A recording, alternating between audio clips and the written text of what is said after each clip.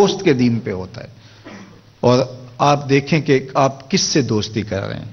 اگر اس کا دین خراب ہوا، اعتقادات خراب ہوئے، نظریات خراب ہوئے، اس کے اعمال اور اخلاقیات خراب ہوئے، تو اس کا رنگ آپ کے اوپر چڑھ جائے گا. اور رومی نے اس کو اپنے انداز میں کہا، تا توانی دور شو از یار بد، یار بد بدتر بود از مار بد. کہ جہاں تک ممکن ہو برے یار کی صحبت سے بچ کے رہنا. کہا کہ جو برا یار ہوتا ہے وہ برے سانپ سے بھی برا ہوتا ہے. کہا جب سانپ لڑتا ہے تو جان لیتا ہے، برا یار لڑتا ہے تو ایمان لیتا ہے. اس لیے صحبت سالے ترا سالے کنن، صحبت تالے ترا تالے کنن. اچھے شخص کی صحبت تجھے نیک بنا دے گی، برے شخص کی صحبت تجھے برا بنا دے گی.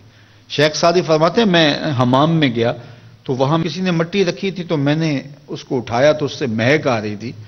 میں مست ہونے لگا اس کی دل آویز خوشبو سے.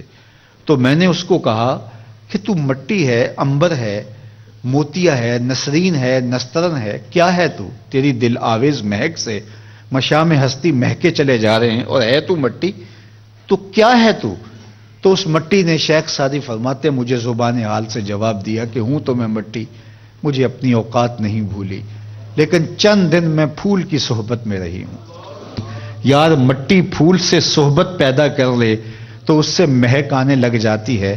تو یار بندہ سالے صحبتوں کا انتخاب کر لے تو اس کی زندگی کیوں نہیں بدلتی. تو اپنی اولاد کو سالے لوگوں کے پاس بٹھانا سکھاؤ. یہ آپ کی ضرورت ہے کہ آپ کی اولاد اچھے لوگوں کے پاس بیٹھے، اچھی مجالس کے اندر آئے. مسجدوں میں بازو سے پکڑ کے اپنی اولادوں کو لے کر کے آؤ. اور یہ بھی میں آپ کو بتاؤں کہ ضرور آپ اپنی اولادوں کو مسجدوں میں لے کے جائیں، اپنی اولادوں کو ضرور علماء کے پاس بٹھائیں. اس لیے اپنی اولادوں کو جب بھی لے کے جائیں تو وہاں لے کے جائیں وہاں انہیں تقوی کا نور نصیب ہو. تو کبھی بھی اس طرح نہ کرنا کہ اپنی اولادوں کو، دیکھیے آپ کو کوئی انٹرٹینمنٹ کرنی ہے، آپ کی طبع کے اندر ہے کہ تھوڑا سا شغل لگا لیں یا اس طرح کی بات کر لیں، تو اس سے آپ کوئی اور ذریعہ اختیار کر لیں. تو یہ بات ذہن میں رکھیے گا کہ اپنی اولاد کے لیے ہر طرح کی دوستیوں کا، استاد کا انتخاب، دوستی کا انتخاب، یہ ساری چیزیں اگرچہ اس دور کے اندر بڑی مشکلات ہیں. تیسرا جو دور بتایا گیا وہ جس میں نشت ہوتی ہے انسان کے نظریات کی اور عادات پختہ ہوتی ہیں، وہ 14 سے 21 سال کی عمر ہے. اور سید علی المرتضیٰ رضی اللہ تعالیٰ عنہ نے کہا 15 سال سے لے کر 20 سال تک کی عمر جو ہے، اس عمر کے اندر نظریات پختہ ہوتے ہیں اور اس عمر میں بہت خیال رکھنے کی اپنی ضرورت ہے. یہ خاص عمر ہے 15 سال سے لے کر 20 تک، سیدنا علی المرتضیٰ رضی اللہ تعالیٰ عنہ کے قول کے مطابق. آج کے محققین کہتے ہیں کہ جو ہے وہ 14 سال سے لے کر 21 تک، وہ کہتے ہیں یہ جو عمر ہے، اس عمر میں جو ہے وہ نظریات پختہ ہوتے ہیں اور انسان کی ساخت فکری بنتی ہے. تو اس عمر میں بہت زیادہ خیال اور لحاظ رکھنے کی ضرورت ہے کہ اس عمر میں آپ جس چشمے سے پی رہے ہوں، جس گھاٹ سے لے رہے ہوں، وہ گھاٹ اچھا ہونا چاہیے، وہاں ناخالص نہیں ہونا چاہیے. چے باید مردرا تب بلندے مشرب نابے، دلے گرمے نگاہ پاک بینے جانے بے تابے. 5 چیزیں اقبال نے کہی ہیں. بندے کو کیا چاہیے جس سے بندہ بنتا ہے، جس سے انسان کا حقیقی وجود جو مطلوب ہے، شریعت کا جو مطلوب ہے تمہارے معبود کا، وہ بنتا ہے. جو صحیح صورت میں انسان بنتا ہے تو وہ 5 چیزیں. چے باید مردرا تب بلندے، سب سے وہی بات پہلے ہے کہ وہ فطرتاً نہیں اچھا ہو، اس کی طبع اچھی ہو. طبع اچھی ہو تو پھر وہ بری جگہ سے بھی اچھی چیز لے لے گا. حضرت لقمان حکیم سے کسی نے پوچھا کہ تم نے عقل کہاں سے سیکھی؟ کہا بے وقوفوں سے. کہا وہ کیسے؟ کہا جب انہوں نے کوئی ایسا کام کیا، لوگوں نے ملامت کی، میں نے گرہ باندھ لی، یہ کام ساری زندگی نہیں کرنا. تو کہا میں نے عقل بے وقوفوں سے سیکھی ہے. تو سیکھنے والے فطرت اچھی ہو تو بے وقوفوں سے بھی سیکھ لیتے ہیں، اور فطرت اچھی نہ ہو، طبع بلند نہ ہو تو اچھی گودوں میں بھی کچھ نہیں سیکھ پاتے.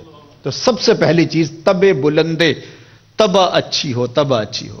ہمارے استاد ہوتے تھے، اللہ ان کی مغفرت فرمائے، تو اردو کے استاد تھے، تو وہ کہتے کہ ہر بچہ اقبال ہوتا ہے لیکن مولوی میر حسن نہیں ملتا.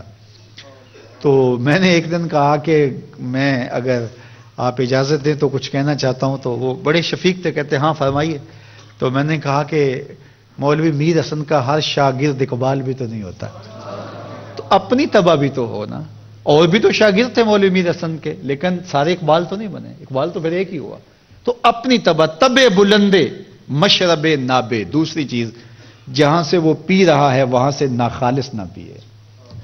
وہ گھاٹ اچھا ہو، وہاں سے ناخالص مل گیا، طبع اچھی بھی ہے لیکن ناخالص ملنے کی وجہ سے طبع کے اندر جو ہے وہ خرابی آ جائے گی.